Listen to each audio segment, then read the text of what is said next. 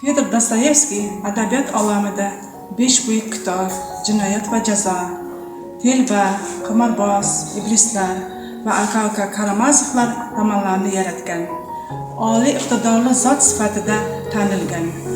U nafaqat rus adabiyoti va jahon adabiyotida yuksak o'rin va shon-shavqat qozongan sevimli yozuvchi sifatida dong taratgan. Uni Dostoyevskiyning so'nggi so'zi deyishimiz to'g'ri bo'lar balki.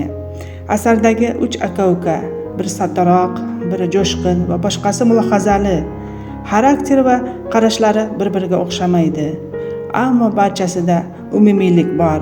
Bu nafaqat qondoshlik, balki ularning ma'naviy yaqinligida aks etadi. Aka-ukalar bilan tanishish chog'ida hayot davom etar ekan, insoniylik degan tushunchasi o'lmaydi degan xulosaga kelamiz. Bu asar dunyoning ko'plab tillarga tarjima qilingan.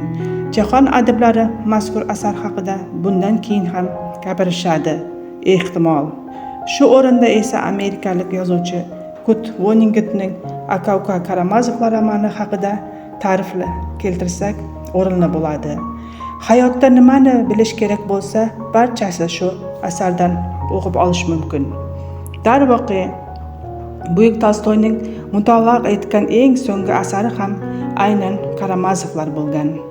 Demak, o'zbek adabiyotiga Dostoyevskiy so'zi, ruhiyati, falsafasini takror va takror taqdim etgan ustoz tarjimon Ibrohim G'afurovdan navbatdagi beqiyos asarni kutib olamiz.